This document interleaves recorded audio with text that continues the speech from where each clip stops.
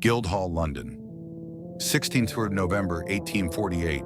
Frédéric Chopin lowers himself onto a piano stool, his lungs riddled with tuberculosis, his fingers barely steady. The audience falls silent. For the final public performance of his life, he has chosen a Broadwood. 4 years earlier, the Broadwood factory in Westminster was producing 2,300 pianos a year, shipping them to emperors, concert halls, and drawing rooms across the known world. Beethoven had called his Broadwood an altar consecrated to Apollo. Haydn declared nothing could compare. The name carried a weight no other instrument maker could match. By 1842, Broadwood was one of London's 12 largest employers. By the 1860s, it had built over 124,000 instruments. Today, the factory where those pianos were made stands in East London, and it is being demolished. In its place, student accommodation worth £55 million. How does the oldest piano manufacturer in the world, maker of Beethoven's most prized possession, the instrument beneath Chopin's dying hands, end up reduced to a demolition notice? Somewhere between the first chisel strike in a Soho workshop and the last piano ever to leave Old Ford, the answer waits. In 1761, a 29-year-old joiner from Oldhamstocks, a village in the Scottish lowlands so small it barely warranted a name, stepped off a coach in London with a set of woodworking tools and no particular prospects. His name was John Broadwood.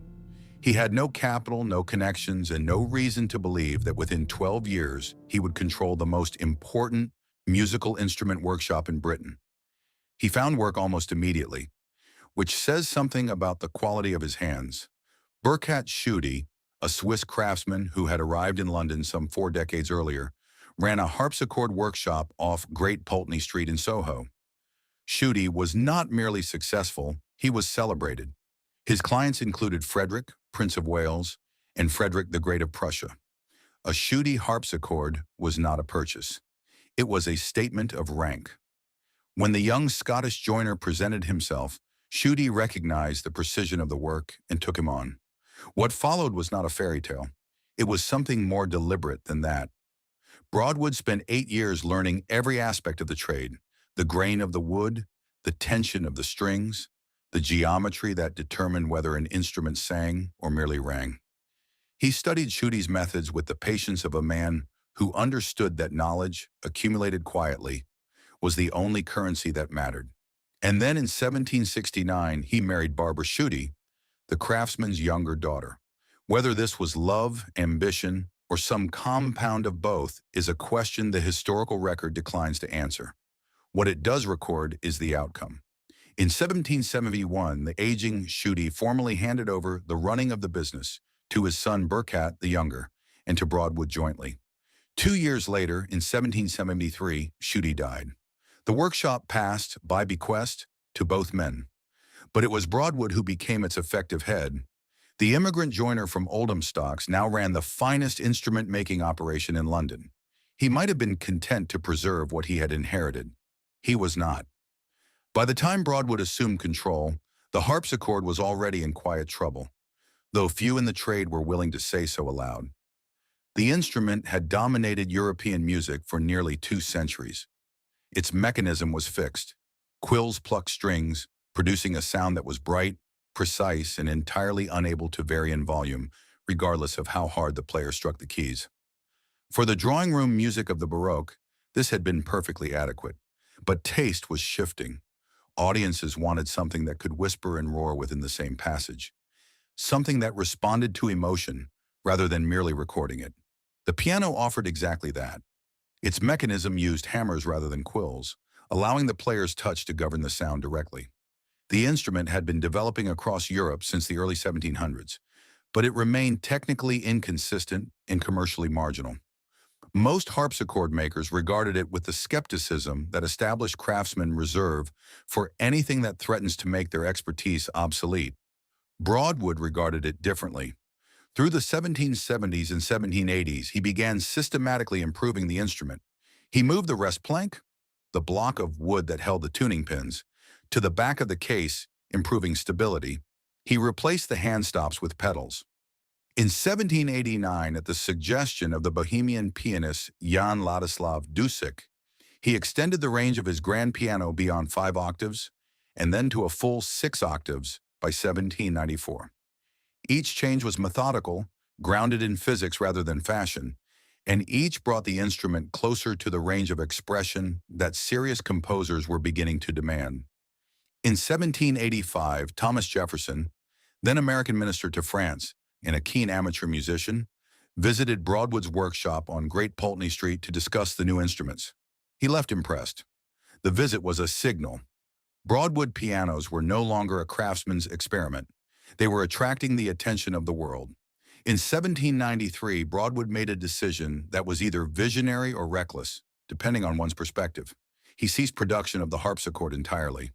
Every bench in the workshop, every trained pair of hands, every inch of the Soho premises, all of it redirected to the piano.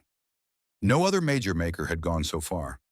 Most were hedging, keeping one foot in the old trade. Broadwood removed the option. He was right. John Broadwood died in 1812, aged 79. By then, the firm's reputation was established beyond serious challenge. But the true scale of what he had set in motion, the factories, the royal warrants, the instruments that would pass through the hands of the greatest musicians of the century, he never lived to see. His name, however, would appear on every one of them. By 1823, the Soho workshop could no longer contain what John Broadwood's sons had inherited. The family took a lease on a far larger premises at 33 Horse Ferry Road in Westminster, an ancient thoroughfare that had once served the horse ferry crossing the Lambeth, where travelers paid tolls to the Archbishop of Canterbury before London Bridge existed. It was an unlikely setting for the world's finest piano manufactory. The building sat wedged between a brewery and a marble works, its brick walls absorbing the smells of malt and stone dust alongside the more refined scent of spruce and beech. Inside, however, something remarkable was taking shape. The Broadwood operation was structured on a principle that set it apart from almost every competitor in the trade. All parts were made in-house. The soundboards, the frames, the keys, the hammers, the strung backs. Every component was the work of Broadwood craftsmen, on Broadwood benches, under Broadwood supervision. This was not sentiment. It was a calculated rejection of the fragmentation that cheaper manufacturers relied upon, and it produced an instrument whose consistency was audible. A Broadwood from the 1830s and a Broadwood from the 1850s sounded unmistakably like Broadwoods. The results were staggering. By the 1840s, the factory was producing approximately 2,500 pianos every year. Between 1780 and 1861, a period spanning just over 8 decades, the firm built 124,48 instruments. The numbers bear repeating not because they are large in an industrial sense, but because each of those instruments was a handmade object of considerable complexity assembled by skilled workers in a trade that resisted the shortcuts available to factories producing simpler goods. London in this period was the undisputed capital of piano manufacturing. More than 130 factories operated across the city, concentrated largely in Islington, their output feeding a domestic and export market of extraordinary appetite. The piano had become, in the course of a single generation, the defining object of middle-class aspiration. To own one was to signal cultivation, prosperity, and a certain understanding of how a household ought to present itself to the world. To own a Broadwood was to signal something further, that one had not merely bought a piano, but acquired the instrument of Haydn and Beethoven. Broadwood shipped accordingly. Their export ledgers record deliveries to Australia, India, New Zealand, and South Africa. The empire as a distribution network for polished English craftsmanship. Instruments reached the Falkland Islands. One arrived on St. Helena in 1816, consigned to the Austrian commissioner, appointed to supervise Napoleon Bonaparte in his exile. Whether Napoleon ever heard it played is not recorded. That a Broadwood piano preceded him to the ends of the earth speaks for itself. The technical ambitions of the firm kept pace with its commercial growth. Broadwood's craftsmen pursued improvements in the metal frame throughout the mid-century, seeking greater sustain and structural stability under the higher string tensions that larger concert halls demanded. When the 1862 International Exhibition in London asked manufacturers to submit their finest instruments, Broadwood won a gold medal and marked the occasion by publishing a catalog listing every piano they had produced since 1780. The total ran to 124,048. It was not a boast. It was a statement of record. But within the factory's own logic lay a tension that would take decades to surface. The in-house philosophy, so central to the quality of the product, made the firm slow to mechanize. German and American manufacturers were already investing in machinery that could cut, shape, and finish components at a fraction of the cost of skilled handwork. Broadwood's craftsmen were among the finest in the trade. They were also among the most expensive to employ and the most resistant, with some justification, to methods that reduced their labor to the supervision of machines. For the moment, reputation held.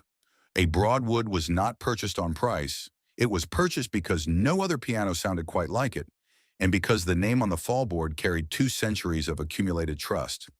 Concert pianists specified it by name. Households that could afford nothing else would save for one. The factory on Horseferry Road hummed with a kind of controlled urgency, the sound of an institution that understood its own importance, and had not yet been given reason to doubt it. That reason was coming. It would arrive not from a competitor, nor from a change in taste, but from the particular appetites of the men who played the Broadwood best. There is a moment in the history of any institution when its reputation ceases to be a claim it makes about itself and becomes instead something the world simply accepts as fact. For John Broadwood and Sons, that moment arrived sometime in the 1840s, when the firm employed more labor than almost any other business in the capital. By that decade, Broadwood stood among London's 12 largest employers, a position achieved not through the manufacture of cannon or cloth or coal, but through the making of musical instruments. The fact seemed almost improbable. The fact was also incontestable. The firm had earned it one piano at a time and one musician at a time.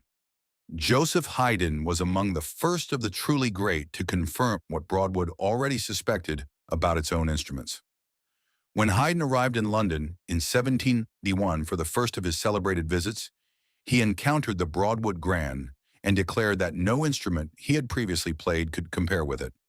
This was not courtesy.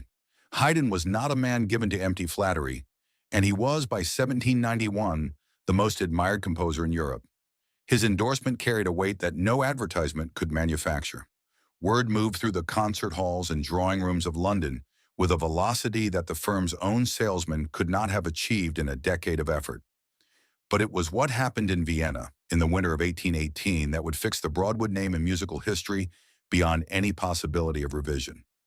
Thomas Broadwood, grandson of the firm's founder and the man whose name had been added to the partnership in 1808, was not content to wait for greatness to come to him.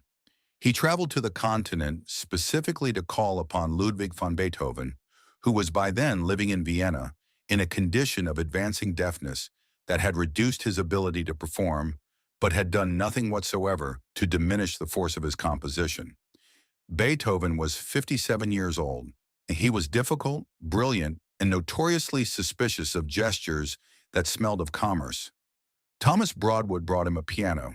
It was a 6-octave grand, the finest the factory had produced, specially strung for additional resonance, its case carrying the signatures of 5 distinguished musicians as testament to its quality.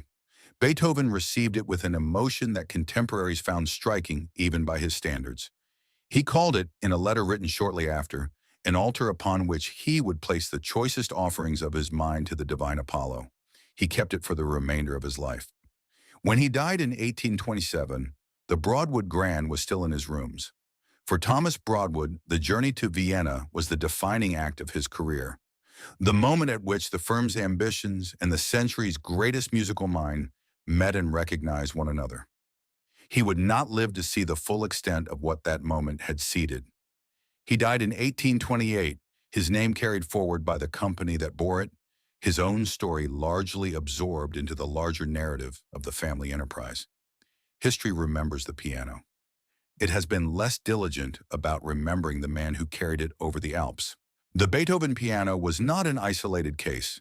It was the most dramatic expression of a pattern that repeated itself across the century. The greatest keyboard players of each generation gravitating, by preference or by conviction, toward the instrument made in Westminster.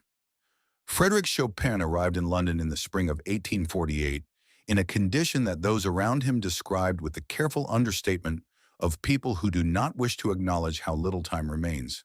His tuberculosis had progressed to the point where climbing a flight of stairs required a period of recovery. He was 38 years old. He gave lessons to sustain himself financially, accepted the hospitality of Scottish admirers who installed him in a succession of comfortable houses, and played, when he could, for the small gatherings that his health permitted. He had reservations about English audiences. Too composed, he felt, too reluctant to surrender to the music. He had fewer reservations about English pianos. Although Chopin's deepest preference was for the French maker Pleyel, whose instruments responded to his particular touch with what he described as a silvery quality, he played Broadwoods throughout his time in Britain. There was in the Broadwood, he acknowledged, a fullness of tone, a depth in the lower register, that served his purposes in the larger rooms he was obliged to perform in. On the 16th of November, 1848, Chopin took the stage at the Guildhall in London for a charity concert in aid of Polish exiles. It was the last public performance of his life. He played for approximately an hour, his playing described by those present as possessed of an intimacy entirely disproportionate to the size of the room, as though the music were addressed to each listener individually rather than the assembled hall. The piano beneath his hands was a Broadwood. He died in Paris the following October. 38 years later, Franz Liszt, by then an old man making what everyone understood to be his final tour, played a Broadwood grand on his last visit to London in 1886. The instrument he chose was the product of the same Horse Ferry Road factory that had supplied Beethoven, had sustained Chopin through his final season, and had shipped pianos to every corner of an empire that was still, in 1886, close to its own peak. The Broadwood at this moment appeared impregnable. Its reputation rested on verified history rather than marketing, on instruments that the greatest musicians of the century had preferred not because they were paid to prefer them, but because the pianos were, by any serious measure, extraordinary. The factory was at full production. The order books were full. The royal warrant was secure. None of this, as it turned out, was a guarantee of anything. The historical record of John Broadwood and Sons is, in one respect, lopsided. It preserves in considerable detail the names and opinions of the men who played the pianos. It is considerably less forthcoming about the men who made them. This is not an accident. The archives held at Surrey History Center, themselves a remarkable resource, running to thousands of documents, track the movement of individual instruments from the factory floor to their eventual owners with meticulous precision. Each piano had a serial number. The ledgers record when it was completed, when it was sold, and to whom it was delivered. The instrument's journey is documented from the moment it left the craftsman's hands. The craftsman himself is largely absent from the record. We know the categories of their work, if not always their names. A Broadwood grand piano in the mid-19th century required the labor of men whose skills were as distinct from one another as those of a surgeon from a carpenter. The soundboard, the thin, precisely graduated sheet of spruce that determined the instrument's voice more than any other single component, was the province of specialists who had spent years learning to read the grain of the wood with their fingertips, to hear the difference between a board that would sing and one that would merely vibrate. The iron frame, which bore the enormous cumulative tension of the strings, demanded the kind of metalwork that a blacksmith would not have recognized as his own trade. The hammers required layers of felt pressed to a consistency measured not in units but in feel. The strings themselves were wound under tensions calculated to produce specific pitches whilst leaving room for the inevitable shifts of a British climate. All of this happened on the same premises. That was the point. The in-house philosophy that made Broadwood instruments consistent and trustworthy also meant that the factory contained, within a single set of walls, an extraordinary concentration of specialized human knowledge. The men who worked on Horse Ferry Road were not factory hands in the sense that the cotton mills of Manchester or the iron foundries of Birmingham produced factory hands. They were craftsmen, trained, skilled, and aware of their own value. They were also, by any objective measure, poorly positioned to argue for it. The piano trade in Victorian London was not a unionized industry.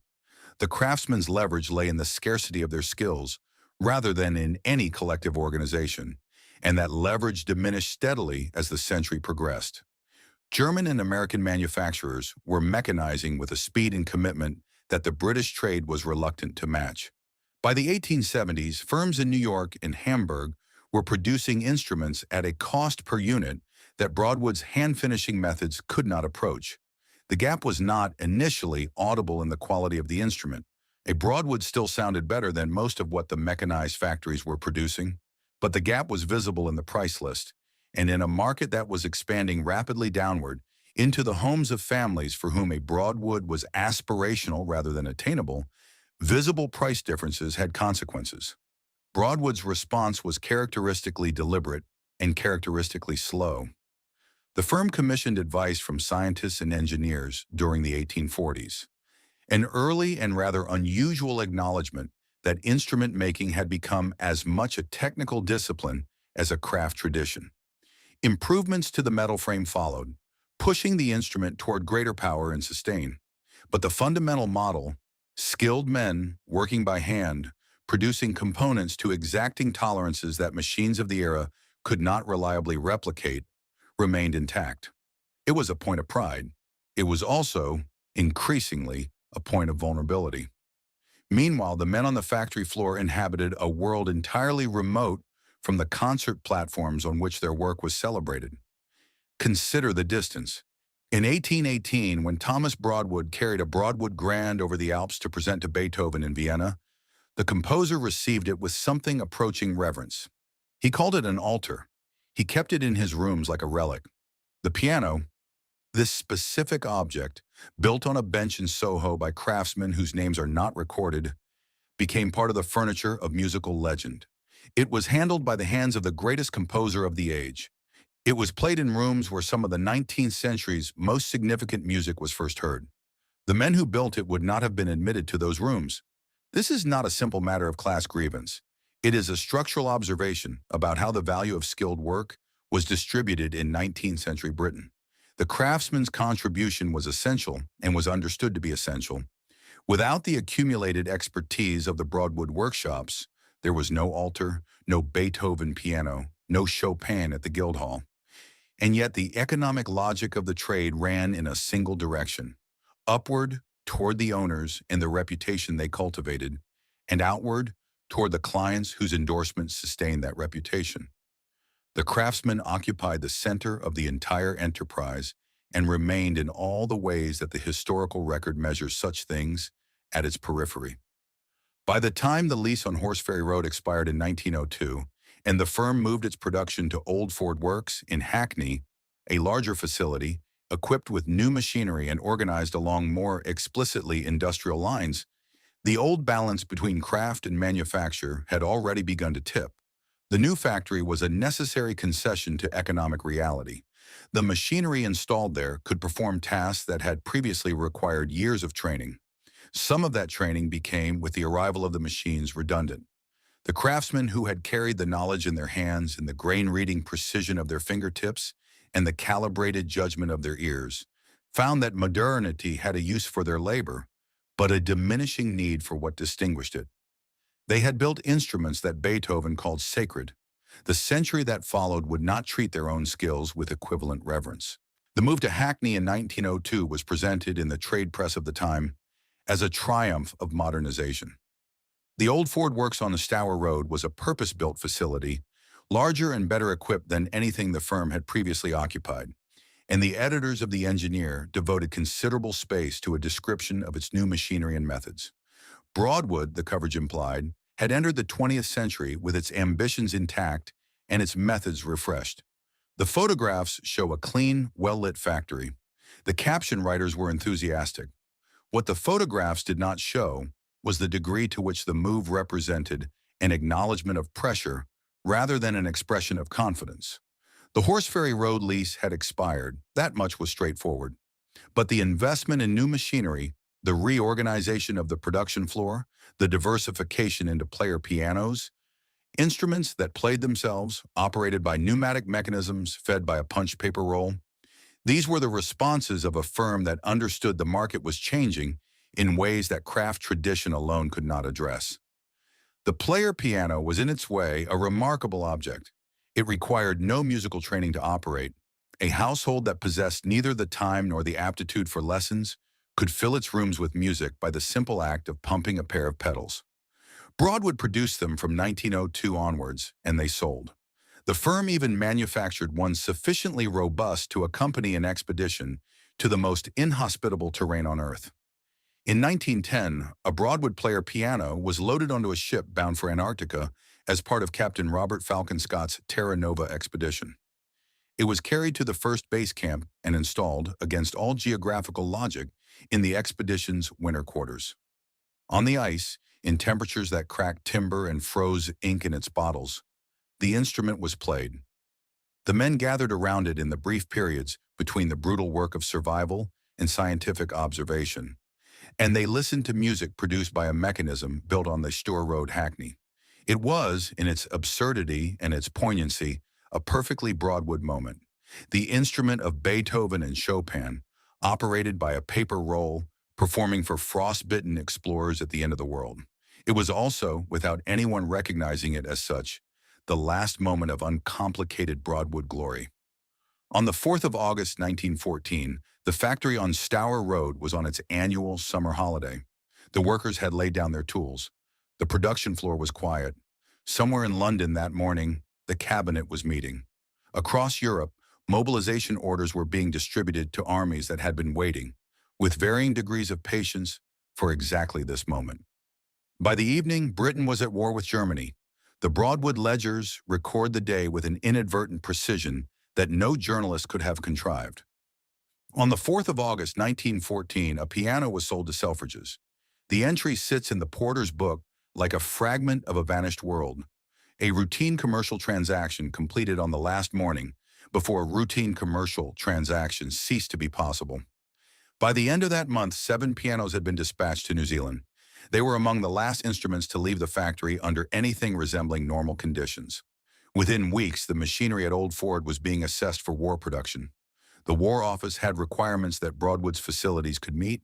The factory, which had spent a century and a half producing instruments of extraordinary delicacy, turned its benches and its workforce to the manufacture of aircraft bodies and component parts for the de Havilland Aircraft Company. It produced ammunition boxes. It contributed, in whatever ways a piano factory could contribute, to the material requirements of a war that was consuming the continent at a rate no one had predicted and no one knew how to stop. There is an irony in this that was noted at the time and has been repeated so often since that it risked losing its force through familiarity. The wooden biplanes that Broadwood helped to build were held together and apart with piano wire, high tensile steel string, the same material wound under tension across the frames of Broadwood instruments, now strung between the wing struts of fragile aircraft flown by young men over the fields of France.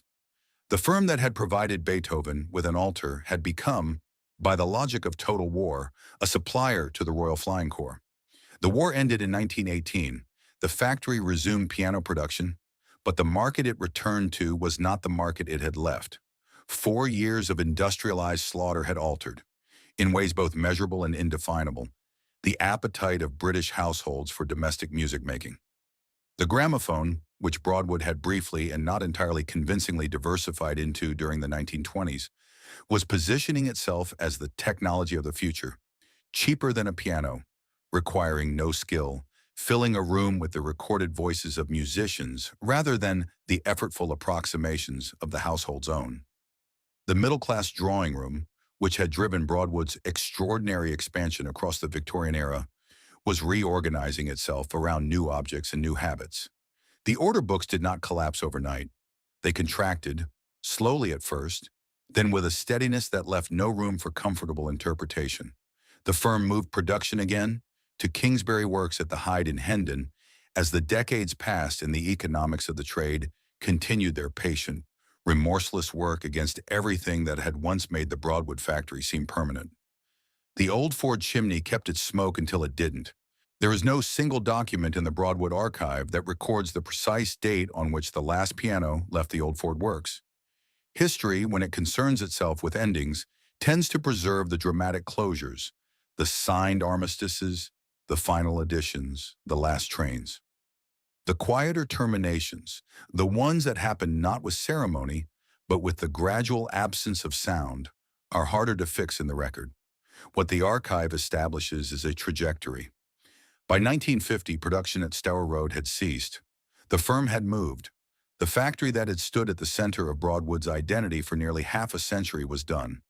What follows is what that morning would have looked like, reconstructed from what we know of the building, the trade, and the particular weight of an ending that nobody announced.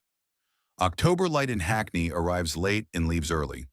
By 7:30, the sky above the old Ford chimney had moved from black to a flat, colorless gray that promised nothing. The chimney itself, a tall stack of London stock brick, the same yellow-brown as almost every significant structure east of the city, had been drawing smoke since the factory's boiler was first fired in 1902. On this morning, it drew less. The boiler was running at reduced pressure. There was no longer any need for the full heat that a production day demanded. Inside, the factory floor had the particular quality of a room that has not been entirely itself for some time. The smell was still there, or rather the composite of smells that anyone who had worked in the building for more than a week could have identified in darkness. Spruce and beech were the foundation of it, the clean resinous scent of soundboard timber that had been stacked and seasoned in the upper storage racks until it reached the precise moisture content required.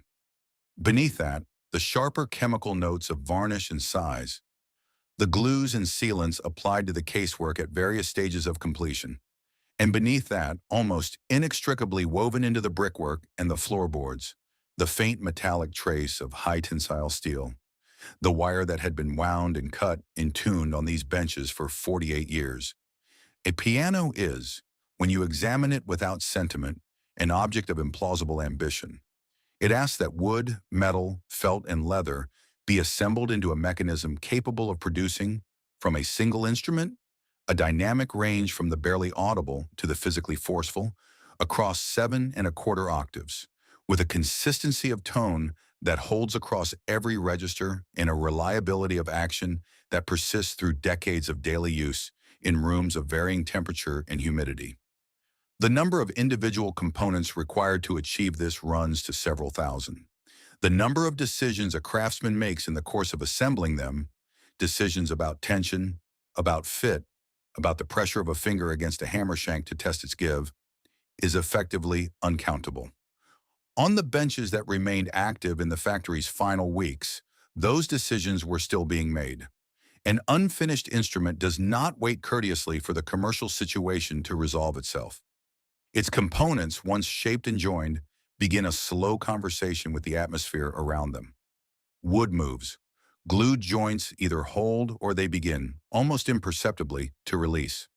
A soundboard that was correctly graduated 6 months ago may have shifted since. The craftsmen who worked through the factory's last period of production were not maintaining a museum piece. They were completing real instruments with the same attention to the same details that the trade had demanded since Horseferry Road. The soundboard specialist, and there was always one in any Broadwood shop worth the name, worked at a bench set slightly apart from the main production line, in a patch of light that, in the morning, came from the north-facing windows and was therefore cool, even, and reliable for the purposes of reading grain. The board before him was a sheet of European spruce approximately 5 feet in length, graduated by hand across its width so that it was thicker at the center and thinner toward the edges. A variation of fractions of a millimeter that would determine, more than any other single factor, the voice of the finished instrument. He ran his thumb across it in the particular arc that decades of practice had made automatic, feeling for inconsistencies that a gauge could not reliably detect. In another part of the floor, the hammers were being voiced. This was work that required a set of needles and an ear trained to distinguish between a tone that was marginally too bright and one that was marginally too dull, a distinction that exists below the threshold of ordinary perception, but that a concert pianist, placing their hands on the keys for the first time, would register within moments. The voicer worked in near silence, pressing the needles into the felt at precisely calculated angles, then striking the corresponding key and listening, with the focused attention of someone who has learned to hear what most people cannot, for the change. At the far end of the building, near the loading doors that opened onto Stour Road, several completed instruments stood in cases awaiting dispatch. They were upright models, their cases finished in a dark mahogany veneer, their lids closed. They did not look like the final products of a dying operation. They looked, as they always had, like Broadwoods.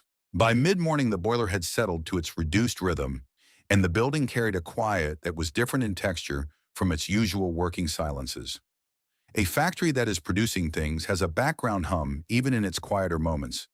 The accumulated sound of small tasks, of tools set down and picked up, of timber shifted on a rack, of a mallet tapped once against a joint to test its set. This quiet was of a different kind. It was the quiet of reduction, of a place that had been subtracting itself for some time and had now subtracted most of what it was. The craftsmen who remained, and there were fewer of them now than there had been even 5 years before, worked without particular ceremony. There is no evidence that anyone made a speech. No evidence that the final piano to leave the building was marked in any way that distinguished it from the thousands that had preceded it. The trade does not tend toward the theatrical. Men who have spent their working lives making things with their hands are generally not inclined, when the making stops, to stand in a row and be photographed. What they may have felt is a different question, and one the record cannot answer. Consider what those hands had built in this building alone. Between 1902 and 1950, the old Ford Works had produced instruments that went to concert halls and ocean liners, to colonial outposts in the households of the aspiring middle class, to a base camp in Antarctica and the showroom of Selfridges on the last morning of the Old World. They had produced instruments through 2 world wars, had converted their production to aircraft parts and ammunition boxes, and then converted it back again with the patience of craftsmen who understood that the trade would endure if they did.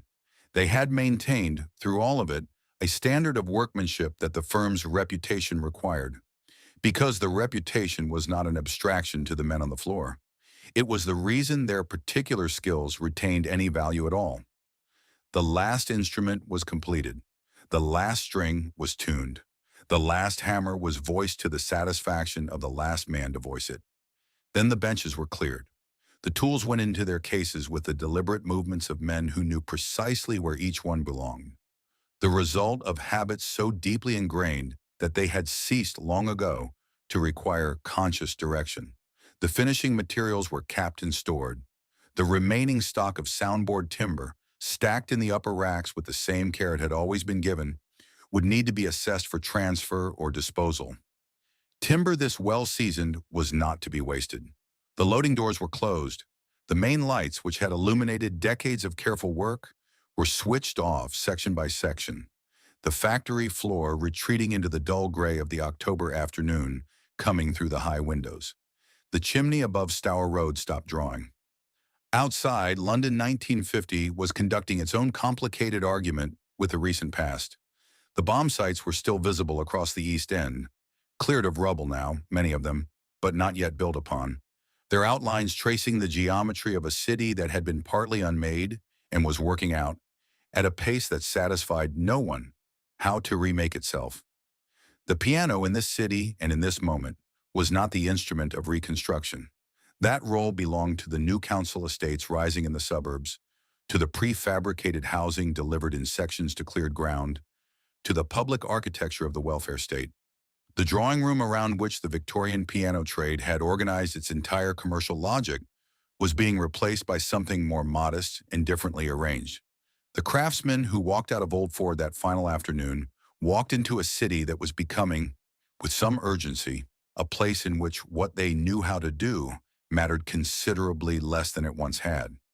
They had built instruments that Beethoven called sacred. They had built the piano beneath Chopin's dying hands. They had built the instrument played on the Antarctic ice. They had kept the standard through 2 wars and the long diminuendo of the peacetime years. The brickwork of the old Ford Works retained their heat, their smell, and the faint vibration of 48 years of strung wire.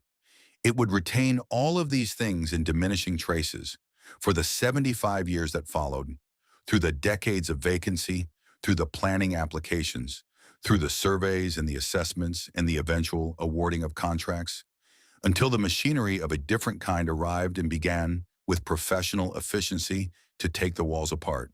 Captain Evelyn Broadwood became chairman of John Broadwood and Sons in 1931, at a moment when the firm's difficulties were structural rather than merely cyclical. The piano trade had not recovered from the 1920s. The gramophone had taken what the Great War had loosened, and the Depression was doing the rest. Evelyn Broadwood understood all of this. He also understood something that the balance sheets could not fully express, that the firm bearing his family's name was not, in any ordinary sense, a commercial entity. It was a fact of cultural history that had incorporated itself for convenience, and its obligations extended well beyond those owed to creditors and shareholders. He held to that understanding for 44 years. Through the Second World War, through the austerity of the late 1940s, through the move from Hackney to Hendon, and then to further premises as the economics of each location ceased to align with what a much-reduced firm could sustain, Evelyn Broadwood remained at the center of an operation that was contracting steadily around him. He was not by this stage presiding over a factory in any meaningful sense. He was presiding over a reputation, maintaining the royal warrant, keeping the name in circulation, ensuring that when a Broadwood piano required servicing or restoration, there was still a Broadwood firm to perform that service. It was quiet, determined work, and it was almost entirely invisible to anyone outside the trade. Evelyn Broadwood died in 1975. He was the last of his line to hold a position of authority in the firm his great-great-grandfather had built from a Scottish joiner's tools and a Swiss craftsman's daughter. The family home at Lyne House, near Capel in Surrey, was cleared after his death, and the Broadwood archives, thousands of documents accumulated across 2.5 centuries. The ledgers and letters and design drawings that constituted the most complete record of a piano manufacturer's history and existence, were rescued from the house and eventually deposited at Surrey History Center, where they remain available to researchers who wish to trace the ownership history of individual instruments. The rescue of those papers was, in retrospect, among the most significant acts of the firm's final family chapter.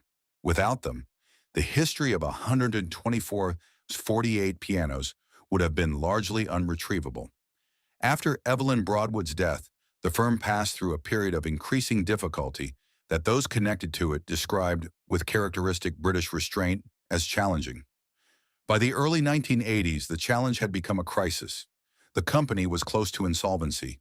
Its reputation remained intact. The name still carried, among those who cared about such things, the full weight of its associations. But reputation, as the firm had been demonstrating for several decades, does not service debt. In the mid-1980s, Geoffrey Simon entered the picture. Simon was a businessman from Birmingham, successful in ways unrelated to music, who happened to be a serious amateur pianist and who regarded the prospect of the Broadwood name disappearing from the trade with something approaching personal affront. He assembled a consortium, acquired the company, assumed the role of chief executive, and applied to its situation the kind of practical energy that the firm had not seen in some years. Under Simon's stewardship, Broadwood began to develop new instruments, including in 1997 a limited edition grand piano designed without the internal cross bars that had been standard in the instrument's construction for over a century. The barless grand was patented and manufactured in modest quantities. It was not a mass-market proposition. It was an assertion that the firm was still capable of innovation, rather than merely maintenance. Simon died in 2006. What followed was, by the standards of Broadwood's history, swift. In 2008, the company was acquired by Alistair Lawrence, a piano builder and technician whose family connections to Broadwood stretch back, in the firm's own records, to 1787. The coincidence, if it was a coincidence, had the quality of something arranged rather than accidental. A man whose ancestors had been part of the Broadwood story since its early decades, returning to take charge of what remained. Under Lawrence, the firm relocated its restoration and conservation work to Finchcox, a Georgian manor house in Goodhurst, Kent, before eventually establishing workshops in Leith, near Whitby in North Yorkshire. The operation is small, deliberate, and entirely serious. New Broadwood pianos are made to order. Historical Broadwood instruments are restored by the firm that built them. The royal warrant, held continuously for longer than almost any other supplier to the Crown, remains in force. Meanwhile, in Hackney, the old Ford Works on Stour Road had been standing empty for decades. its yellow brick walls intact, its chimney still visible above the roof lines of the surrounding streets, its interior accumulating the particular archaeology of long abandonment. Pigeons, damp, the slow migration of plaster from walls to floor. The building sat within a neighborhood that was itself undergoing one of the more dramatic transformations in London's recent geography. The 2012 Olympic Park lay within easy walking distance. 4 universities had established campuses within a 2-mile radius.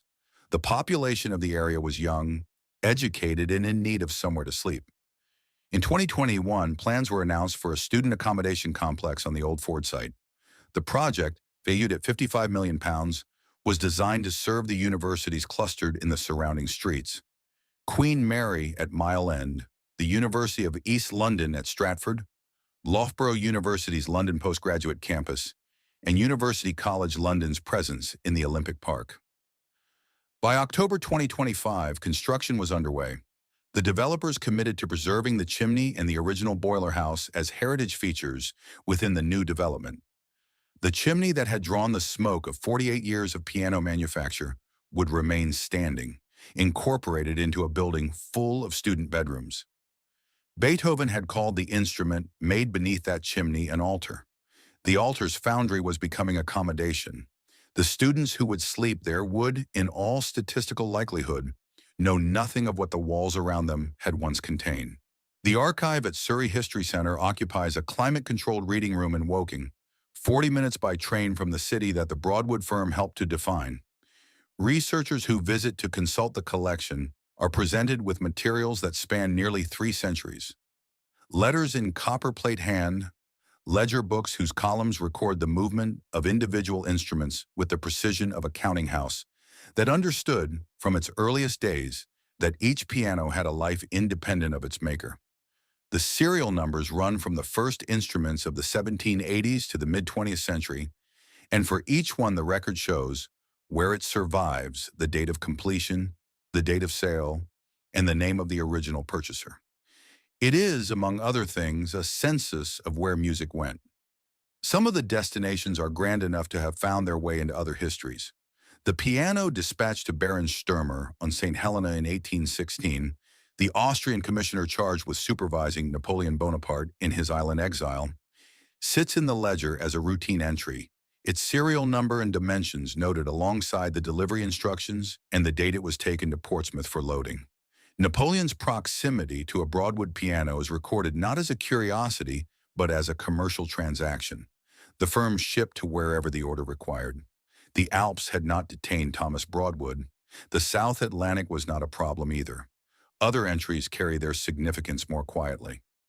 On the 4th of August 1914, the day Britain declared war on Germany, the Porter's book records the sale of a single piano to Selfridges.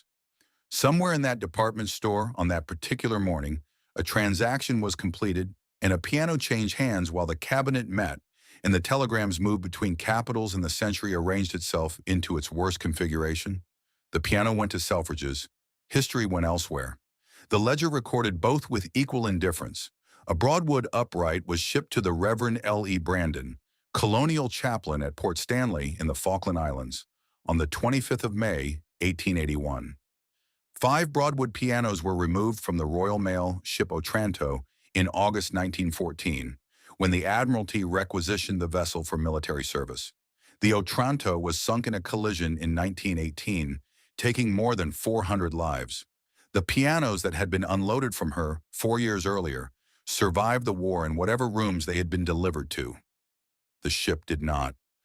A Broadwood player piano was played on the Antarctic ice in the winter of 1910 by men who were, depending on which of them you follow in the subsequent months, either preparing for the greatest polar journey of the century or preparing to die attempting it. Several of Scott's party died. The piano, having been carried to base camp rather than the pole, survived. The instruments persist in ways their makers could not have predicted and their owners did not always intend. In 2024, a Broadwood grand piano owned by the singer Chesney Hawkes was investigated by the BBC program Fake or Fortune for a possible connection to John Lennon.